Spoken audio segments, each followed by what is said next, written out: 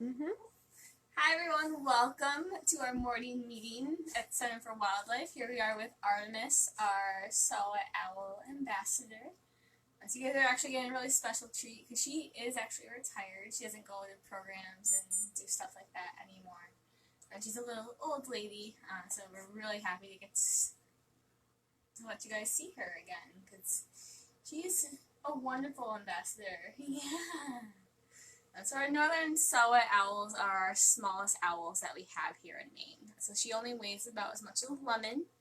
She is the smallest. The next would be a screech owl, who's a little bit bigger than her.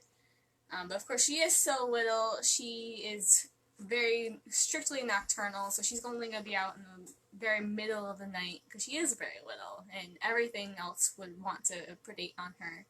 All of our bigger owls.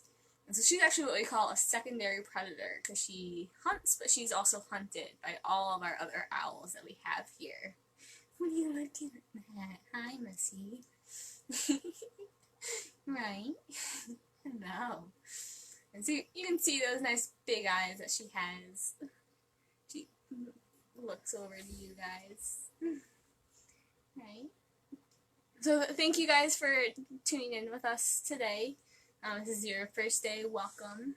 For you guys that have been coming to see us the last couple days, thank you for continuing to join in with us to meet all of our ambassadors. We have Julianne watching from Connecticut. Hello. Welcome. Thanks for tuning in. Chelsea is watching with us, and Brenda and Caitlin. Welcome, everybody. Thank you so much for tuning in. We really appreciate it and hope you guys are all really enjoying all of this. Laura and Kathy as well. Welcome, Laura and Kathy. Nandish. Sideways keeps the video a little I'm actually getting comments that the video is showing up sideways, Okay. so I'm going to rotate back this way and see if that is a little bit better for people. Alright. Welcome, Kim. Welcome, Jessica. Oh, good morning, Carolyn. Good morning. Thank you for tuning in again. Kristen from Connecticut is here with us as well. Welcome, Kristen. I'm guessing Molly's with you as well, Carolyn, so hi, Molly. And then Casey and Noelle are back. I remember seeing your names the other day. Welcome, Casey and Noelle. Rebecca and Colin from Portsmouth. Oh, cool. Oh, and it looks like the image is looking better for people, so that's good. Thank you for your feedback on that.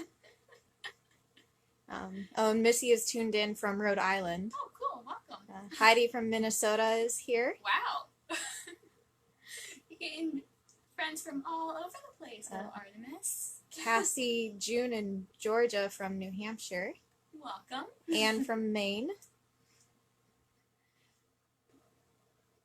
And Karen as well. Welcome, everyone. Thanks so much for tuning in today. Right, Artemis?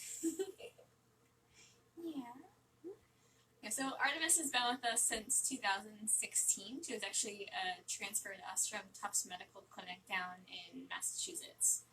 So she was hit by a car, unfortunately, which is pretty sad and unfortunate. It's a really common reason why we get patients into our clinic as well. I think she only weighs about as much as a lemon. So her getting hit by a 4,000-pound car, it's amazing she even survived. So she suffered a wing fracture. Tufts was actually able to do surgery on her little toothpick, tiny-sized bones. They let her heal, but then they realized after she molted again about a year later that she didn't have silent flight anymore. So imagine for a little girl like Artemis, if she can't fly silently, which all owls should normally be able to do, she would make very quick prey for another owl. So all owls have silent flight because of all these little finger-like projections coming off the sides of their farthest primary. It's called their fluted edge. And so essentially what those little fingers do is they break up the wind as they fly. They also have really soft feathers, which helps them also have silent flight. So without that silent flight, people or other owls would be able to hear her moving around, so she would be very quickly probably taken by another bigger owl. Right? Because you're just so little. Yeah. bunch of people think that she's very cute. Claire, Andrea, and Ashley. She is very, very cute. She's adorable. Yeah. So she's actually fully grown. She is an adult. Our birds grow incredibly fast. So a little songbird within a couple months is completely on its own. Our raptors will spend a bit more time with mom and dad. They will stick around until fall just because they have to learn how to hunt. Their food's moving. So they have to learn how to use those really strong little talons and that hooked beak to hunt and that their eyesight. After that, they will be completely on their own within about 4 to 6 months of age. Right, with you are a fully grown little girl. I have a couple questions that just popped up. Molly would like to know how old she is. So she's been with us since 2016. She was an adult, so we estimate she is about 5 or 6. So she's a little old lady for a saw-whet owl. In the wild, that's pretty much what the lifespan generally is. But of course, any animal in captivity could hopefully live longer. So we're very hopeful, but she is a little old lady, and that's why she's retired now. That's why she gets to live with us in sanctuary, and we bring her on walks, and so she can get some sunshine. But she doesn't go to generally programs and stuff like that anymore. Great question. Rebecca would like to know what this kind of owl catches to eat. That's a great question, Rebecca. So she is very little, so she's only going to really eat tiny mice. Some of our other owls will eat other birds and rodents and stuff like that. She's going to be strictly eating tiny little mice and smaller rodents, because she is pretty little. But hunting, though, is actually pretty cool. So those tiny little talons that she has, have another one over here. So you can see how tiny that talon is and how those sharp claws that she has. So those little nails are kind of like little tiny needles. So her tiny little talons can actually carry food that's 3 times bigger than her. So they are very, very strong. And they, even though she is very little, can actually stay here all year round. So she is a resident owl, even when it gets super cold here in our winters here in Maine. But she has learned that she can put food in a place and let it freeze and cache it like a squirrel might. And then when there isn't a whole lot of food, she'll take that extra food and put it in her talons and tuck it up against her body. It's kind of like us taking meat out of the freezer. So she's going to thaw it out, and then she can eat it for later. Unlike our screech owls, who are a bit bigger than Artemis, they actually have to migrate down to Massachusetts, Connecticut, because they will take rodents, but they're actually primarily insectivores, so they really like moths and crickets and stuff like that, which don't hold very well in the wintertime. So even though she is a bit smaller than this screech owl, she can actually stay here year-round. Great question. June, age 4, was wondering if she says who like other owls do. It's a great question, June. So her call actually kind of sounds like a little car alarm. It goes beep, beep, beep, beep, right? And so in the wild, sometimes hunters actually feel like they're getting watched by something. She is so little, they'll sit about eye level in a tree. They're not going to go very high, and they'll sit in a tree cavity or something like that in a little woodpecker hole. And they'll just sit there super quiet because they don't want predators to see them or hear them. So in the middle of the night, that's when you're going to hear, if you do hear them, is the little beeps coming out. But not exactly the whoo call. Karen would like to know if they fly south for the winter. They don't. So they are resident owls. They live here in Maine all year long, even though she is very little. They do migrate in elevation, however, but they do stay here in Maine all year, even when it gets really cold. Good question. And Brayden would like to know how fast she can fly since she is so small. It's a great question, Brayden. So Artemis particularly can't fly very well because she had that wing injury. She can't fly silently anymore. So she can get around. We make all their enclosures specifically for them. But how fast a wild owl could go, I don't have an exact answer for you. So thank you, Braden. So I'll have to go research that. I think. And then a question from Piper. What kind of nest does Artemis live in, or saw-whet owls? It's a great question, Piper. So she's gonna prefer like a tree cavity or a woodpecker hole, something like that. So if you have dead trees in your yard, unless they're possibly fall on your house or something like that, we always want to encourage you to actually leave them up because it's a great habitat for a lot of our other wildlife species, including our owls. And so like our screech owls, our saw-whet owls, they're gonna like those tree cavities to nest and live in. You're gonna kind of brush it off and go, cool, this is where we're gonna hang out and Brandon would like to know how small Artemis was when she was a baby. That is a great question, Brendan.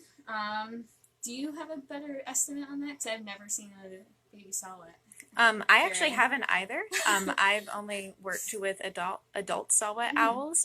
They can be pretty tiny, definitely tinier than some of our other species that we get in, like barred owls or great horned owlets. Yeah. To give you a size comparison, I'll stick my hand next to her just so you can see the size comparison. So she's about as big as my palm, about.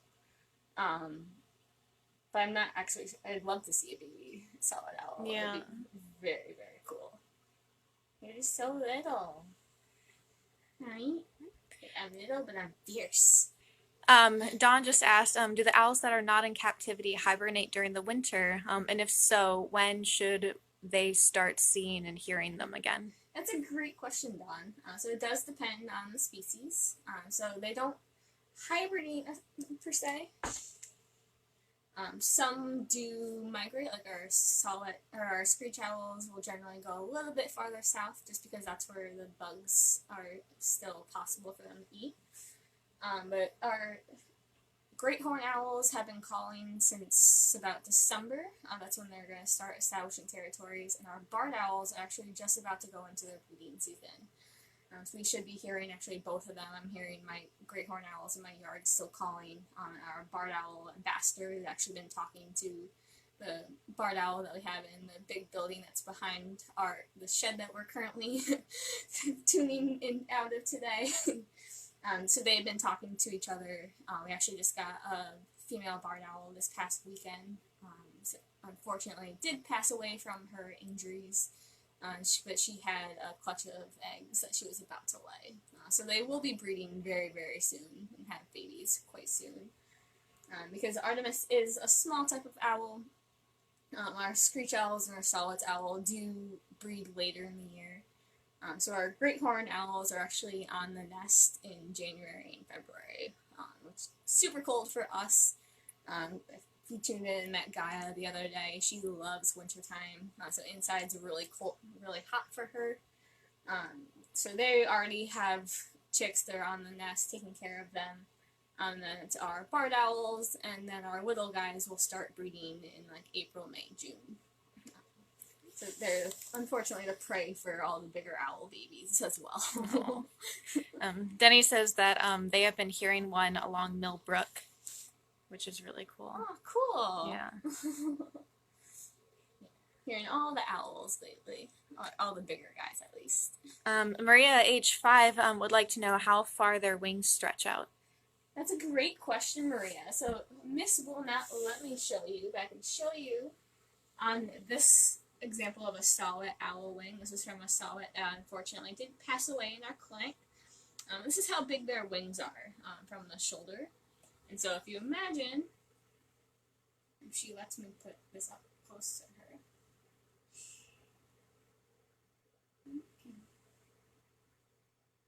How big those wings are compared to her body. So her wing is quite a bit longer than how she is tall. Which is pretty cool. Right? Like, what are you doing to me? To give you an idea. Another angle there for you. Like I said, Artemis can't fly very well. She can get around her enclosure. She wouldn't be able to hunt and survive on her own, which is why she is non-releasable, like all of our ambassadors. Meredith wants to know how high she can fly.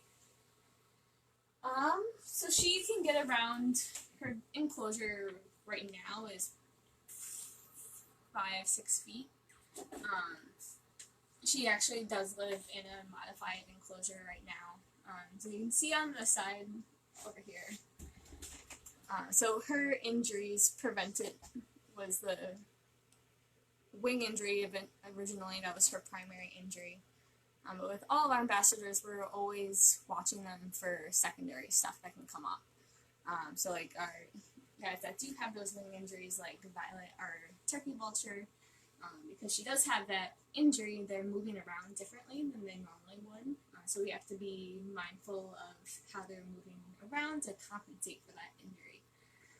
So Artemis, we noticed last fall that she was starting to develop some secondary issues. So she, for a little while, has been losing some of her feathers.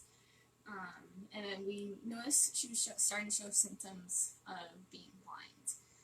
So luckily we have a wonderful vet that we work with, Dr. Claude at Port City Vet Hospital in Newington, who came in, looked at her eyes. She confirmed that she was showing all the symptoms of being blind. So we did modify her enclosure just so we can keep an eye on her. So she right now is actually off display, just so we can keep a closer eye on her. We actually have a little camera though in her enclosure, so we can see her moving around at night and seeing that she's happy, she's preening, she's bopping all around, moving around her enclosure. Right? Asher and Charlie think that Artemis is super cute, which she totally is. And they would also like to know, does this species eat other types of her species? So a lot of owls, that's a great question. A lot of owls have been known to be cannibalistic. But generally the saw-whets do prefer small mice and like small voles. Occasionally anything can be cannibalistic, especially if it's a weaker sibling in a nest or something like that. But generally these guys are going to prefer mice and voles and small mammals. And Sarah would like to know, when they move their bodies, do their heads move with it, or are they able to? That's a great question, Sarah, and she may let me show you as I move. No, you're just going to turn. Okay, never mind. Hi. Yeah. So they can turn their head 270 degrees, which means that they can turn directly behind them a little bit more, come back straight forward, and do it the other way as well. So she can turn. Oh, sorry. Which is pretty cool. They actually have double the amount of vertebrae than we do. So our vertebrae are our spine, our backbones that go down, if you feel the bones on the back of your neck. So we have 7 and they have 14 of them. Even in her tiny, tiny little body, she has double the amount of vertebrae than we do, which is pretty cool. Allison would like to know if she lives with any other owls. It's a great question, Allison. So she does not. She does live by herself. Generally, we do try to keep like species together when we can. The ones that really can't, however, are our imprinted ambassadors who were kidnapped out of the wild as babies, and they think they're human. Right now, she could potentially have a roommate sometime, because she isn't imprinted. She was raised by owls, and she's with us because she has a physical injury, but she doesn't have any roommates right now. Great question. Celeste would like to know how long their legs are. That's a great question, Celeste, and she may let me show you. See a little bit. Yeah. So our owls are very, very fluffy. We call all these feathers coming down the side of their pants, which is really funny. So she, let's see. Oh, okay, I won't. Their legs are quite long though. Oh, you gonna let me show? I just want to show you. Oh, okay. I'll try again in a little bit, see if I can show you where her hip bone is. But her legs are actually quite long as I move her around. Maybe let's get an idea of that.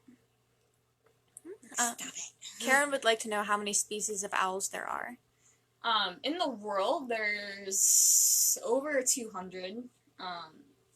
In Maine, we have 12 or 13, I believe it is. Some of those are, however, migratory, guys coming through. It's like our snowy owls that migrate through, but we do still consider them in Maine. Sometimes we do see them during the winter time when they come down from the Arctic. Yeah.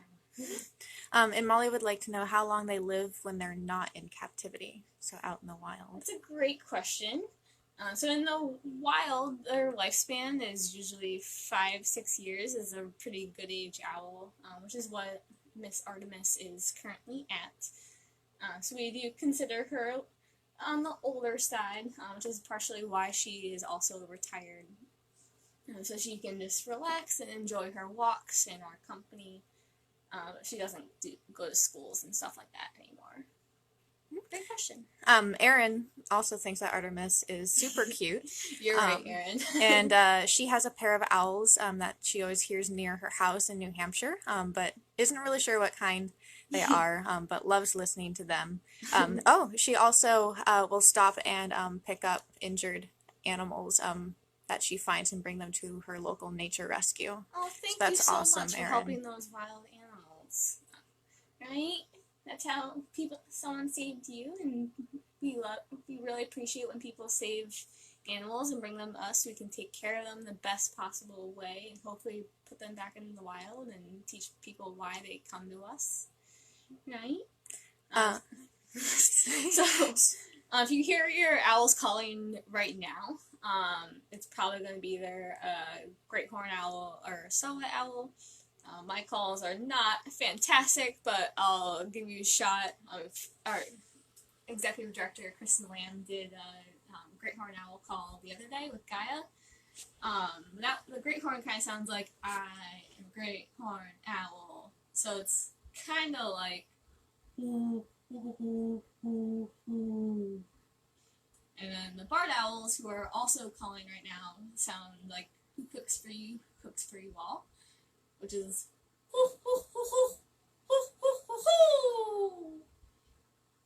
but probably one of those if you hear them calling right now. Our saw-whets, our screech owls, who we don't hear as often. They're little. We don't have. They should be still down a little bit farther south. That kind of sounds like a haunted horse whinny. So it's kind of like.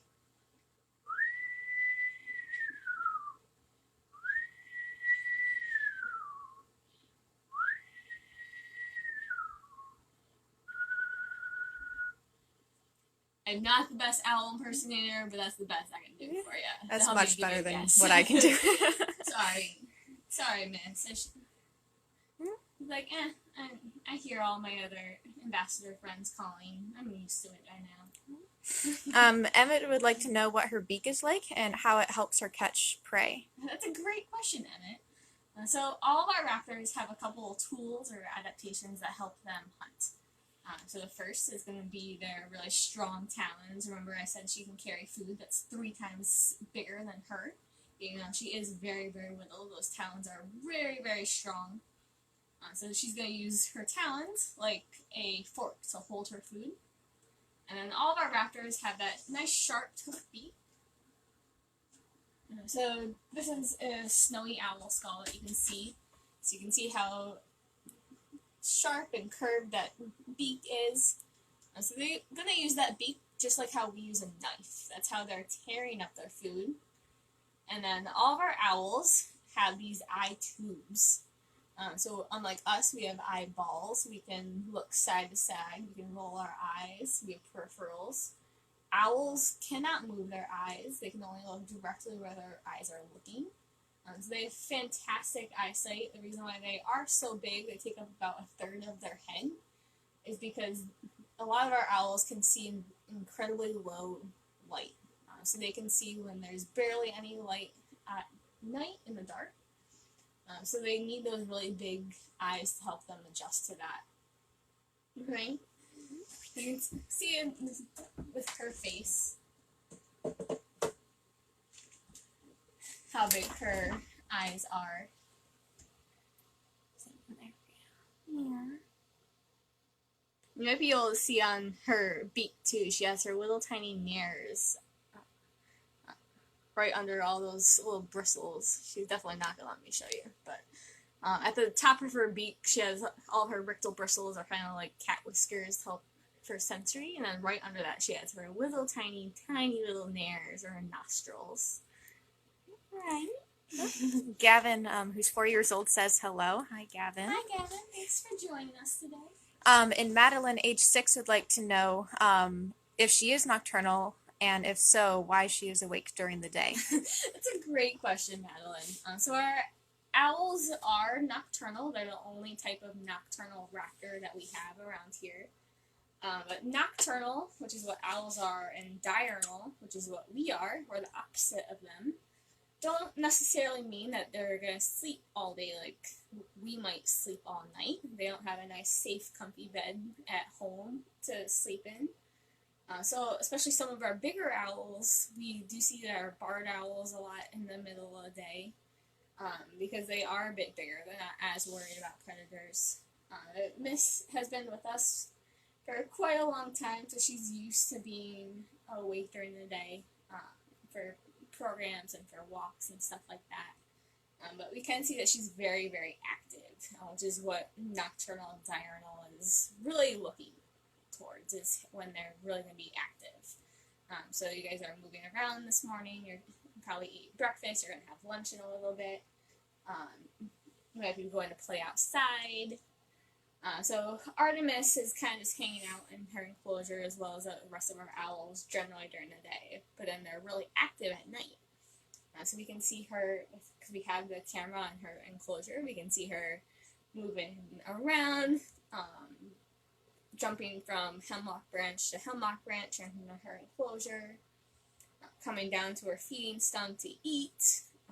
We'll watch her on camera and preen and fix all of her feathers and put them all in the right place again. So she's very active at night and sleeps a lot and rests during the day. Sometimes when we go to take our owls out on programs, we kind of wake them up sometimes to be like, let's go have fun, go meet all these people. And then we put them in their travel box, and then we will grab them again, and they're like, oh, okay, give me some time to wake up, just like when we need some time to wake up sometimes and have some coffee. Right. Harvey, age 3, would like to know if saw-whets also eat bugs like caterpillars. I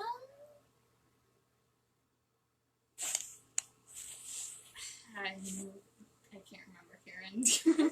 I don't know that they would eat caterpillars necessarily, since most species of caterpillars tend to be out more towards during the day, so they are more likely to eat insects that we would see at night, so like moths, I believe, are one of the insects that they eat. Yeah. It's not their primary food, though. Yeah. Unlike the screech owls, who that is their primary food, and so that's why they do go south, a little bit south. It's been a while since we had Miss out. She is retired. Yeah. So I did want to go back to the eyes quick, because they are so large, and most of our owls have that yellow ring of some sort. But this is how big our eyes would be if we had owl eyes. And so it'd be kind of like us having grapefruits or oranges on our heads. So we look so silly. But they are very large to help them see at night. Now, Danielle says that her 1-year-old son is kissing the screen right now. Oh. It's so cute. Thanks for letting us know, Danielle. That's super cute. Just like you, Artemis. Right. I think you might have mentioned this earlier, but Jaden, who's 8, wants to know if they can turn their heads all the way around, or how far can they turn their heads? That's a great question, Jaden. Yeah, that's a pretty common myth. A lot of cartoons show stuff like that. So she could... I'll try again to show you. Nope, you're just going to keep looking at me. Okay. Remember, she is blind, and so she's... Sometimes, like our other owls, will keep their head because they're still looking at the other way. But because she cannot see, unfortunately, she has no reason to look the other way because she hears my voice. Right? Yeah, so they can turn their head directly behind them, a little bit more, come back straight forward, and do it the other way as well. So eventually they can see all around them. Remember, they cannot move those eyes. They're stuck exactly where they are. They're just like eye tubes. If you're looking at a little paper towel roll or something like that, that's how an owl sees, unlike us. We can roll our eyes, we can look side to side. Owls can't do that. And so it's important that they can move their head in all sorts of directions. And that neck joint right there is actually incredibly flexible.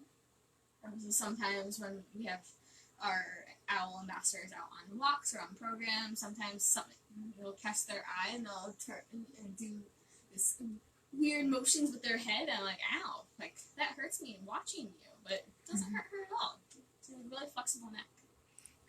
Bella, age 8, would like to know what kind of owls live around here. That's a great question, Bella. So we have our saw-whet owls, just like Artemis. We have our screech owls, who are migratory. They spend a lot of the year here, but sometimes they will go down to the Connecticut, Mid-Atlantic, just to eat some bugs. That's what they really like to eat. Right now, we're hearing our barred owls and our great horned owls calling. They're both resident owls. They stay here all year round. Sometimes we see snowy owls during the wintertime who come down from, the females come down from the Arctic. So we know they're all females because the females have all the little brown and dark splotches on their white body. The boys are actually purely white because they're up in the Arctic. They don't come down like the girls do. We have our long-eared owls. We actually have a long-eared owl ambassador named Leo, if you ever get the chance to meet him. He is also not fully retired, but he does have special groups that he does go to, older groups, just as he is about 14, which is pretty old for a long-eared owl. So he likes to hang out in his enclosure primarily. Kate tuned in. Hi, Kate. Hi, Kate. Welcome. And Trish says, thank you for teaching us. They are spending a lot of time outside, so this is great info Awesome. for them. Thanks for tuning in, Trish. And Liam and Naomi would like to know how far she can see. So it's a great question, Liam and Naomi. Unfortunately, Artemis is blind, so she herself can't see at all, actually. Vet that we work with, Dr. Claude at Port City Vet in Newington near us. She's a specialist. She came and checked out Artemis for us, and she was able to confirm, unfortunately, that Artemis did go blind. She is old for a saw-whet owl, but it could have also been a secondary injury. She is losing some of her feathers. They're not growing properly. But we always are monitoring our ambassadors. As far a wild owl can see, we're not totally sure. There's always research going on. We do believe that they can see colors different than we do, into the UV spectrum possibly. But we still have a lot of research to do because we have all these guesses, but it's always changing and we're always learning all this new information. That's the really cool thing about science. We're always learning something new. Brendan would like to know what the smallest species of owl is. So Artemis and saw-whet owls are the smallest species that we have here. There is a species out on the west coast who is smaller. I believe they're elf owls, I believe. But saw-whet owls are the smallest owls that we have here in Maine. Jay just tuned in. Hi, Jay. Welcome, Jay. Bethany would like to know why owls are nocturnal. So imagine we have 6 types of raptors here in Maine. So we have our owls, which are the only nocturnal ones.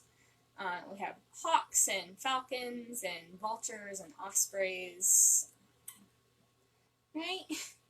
Falcons. And so all those other raptors are hunting during the day. Our owls have adapted and evolved to have things that help them hunt at night when no one else is. So that's why they have those really large eyes. That's why they can see differently at night and see colors differently. So So a lot of our other raptors, they can see great during the day, but they can't see great at night usually. So these guys have adapted to be able to hunt on their own at night when other raptors can't. That's a great question. Chris, age 10, would like to ask which states in the U.S. have the most owl species? That's a great question, Chris. And I'm not sure.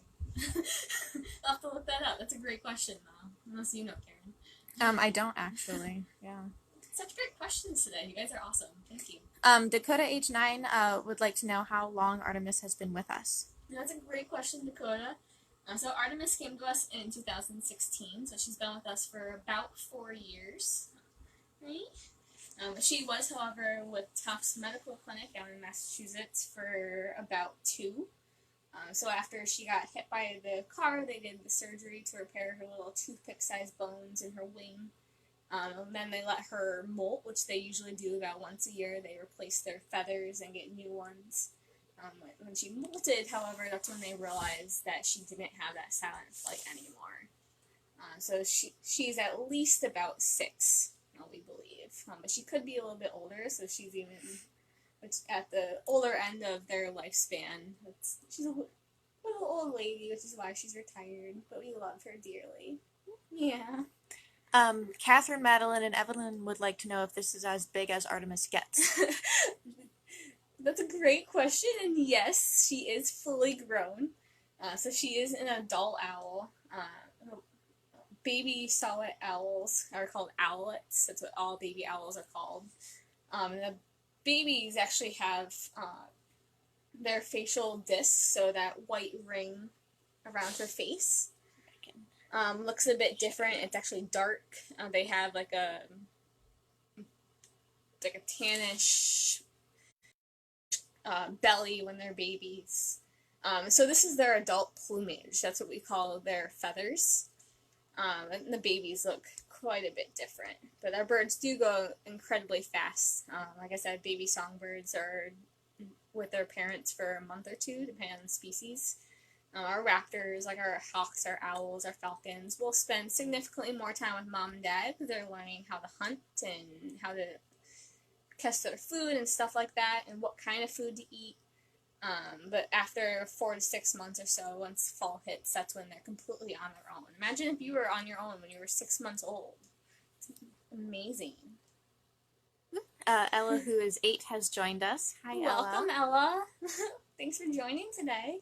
And Molly would like to know how many bones Artemis has. That is a fantastic question, Molly. You guys are really good at stumping me today. I'm not actually sure how many bones a bird has. We have, 300 as humans? That's a great question, though. I have to research that. Thanks, Molly. And Carrie would like to know if Artemis would ever be released back into the wild. So that is a great question. Unfortunately, she cannot. So all of our ambassadors are non-releasable. So whether they have a physical injury like Artemis, or they have more of a mental disability like our Crow and Raven ambassadors, Dante and Bertram, who were both kidnapped as babies, and so they don't think that they're wild animals. They think they're human. They learn that humans were their parents instead of their actual bird families. Henry, our porcupine, who you might have met the other day, is the same case. So unfortunately, when they're imprinted on humans, they don't know how to survive on their own. They don't know how to socialize in the wild, and they also don't get along with others usually. So when we have ambassadors who are imprinted on humans, it also means that they can never have a roommate of their same species, which is really sad. Like our screech owl ambassador, she's only about 2. Her name's Lucy. So she might bully someone who wants to live with her. And she could live to be 12, 13 years old, which is really sad. That means she could possibly have to live the next 10 years by herself. Which isn't so fun.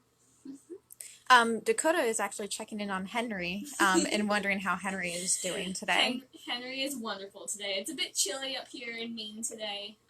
Yesterday was as well, and so sometimes when it's cold, Henry's like, no, I don't want, it's cold, and I'm just going to sleep because I'm nocturnal like the owls, and I do like to sleep all day. So I went to go say hi to him this morning. I was like, you don't have food or a sweet potato, so sorry.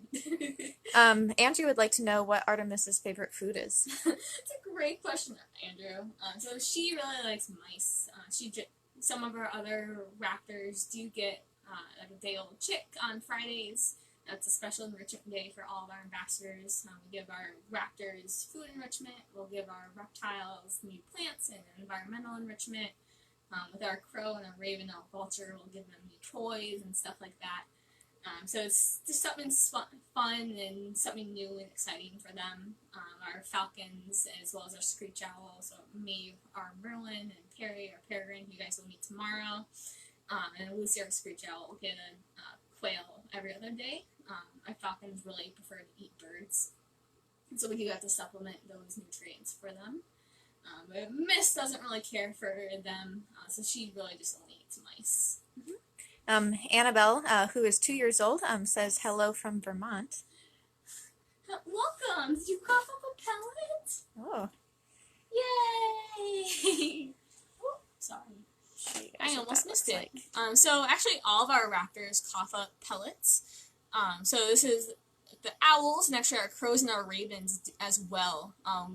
They still have the bone in them, so it's the fur and the bones, and then they get all of the organs and stuff like that digested. So this is a pellet that our owls and all of our raptors cough up. You do cough it up; it doesn't come out the other end. After every single meal. So we pick these up every day from our enclosures. We do actually sell them to schools and different groups that would like to buy them. So we can send you some owl pellets if you'd like to dissect them. You can see what they ate last, which is really fun. And actually, I think we're about to roll out with a tutorial and different groups, things that you can order if you're looking for stuff to do during this time, which is pretty cool. So just bones and stuff like that. Our hawks and our falcons actually can digest the bones, and so they still cough up the fur, but their bones are digested, which is pretty cool. You can actually tell what kind of owls you might have in your yard by the size. So you saw Artemis's was pretty tiny, where a, put those down, sorry, okay, things like that. Or like our pellets from our great horned owls could be about that big, so even bigger than Mrs. Head, right? Several inches long, which is pretty cool. So you can kind of tell what kind of owl you might have by the size, which is pretty cool. Molly would like to know how many eggs saw-whet owls can lay. So they only lay a few, generally. So with a lot of birds, the first egg will hatch first, and it's usually going to be the biggest. And then kind of like when we have kittens and puppies, the smallest and the last egg is usually the runt of the group. But they don't lay very many, only a 2 or 3, I believe. Sarah has a follow-up question about the pellets.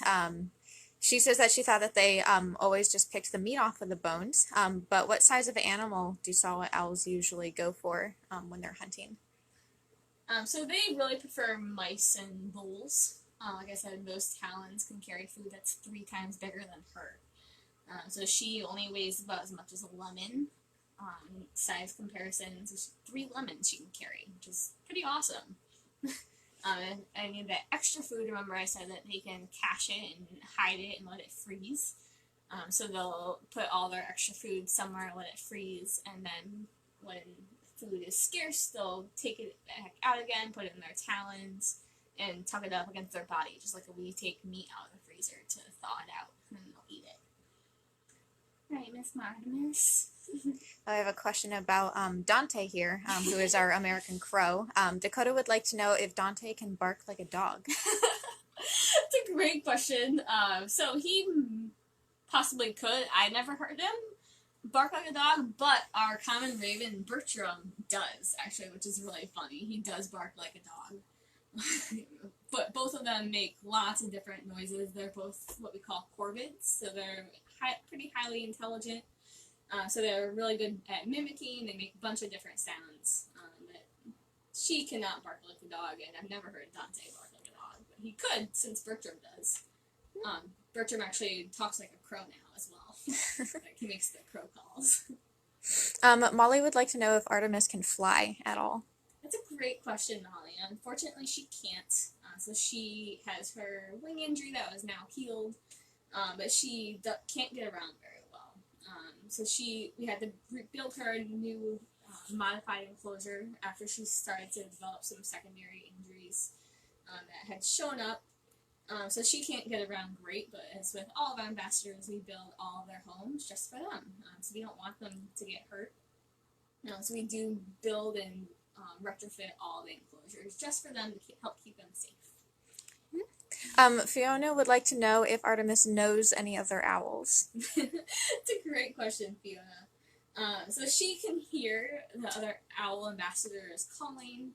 So she has lived by herself since she's been with us. So she's never had a roommate, but she can hear all the other owl ambassadors talking. So we wouldn't necessarily want to have them out together, so I never have Big Gaia out with little Artemis because she would be terrified. She's prey for all of our other owl species.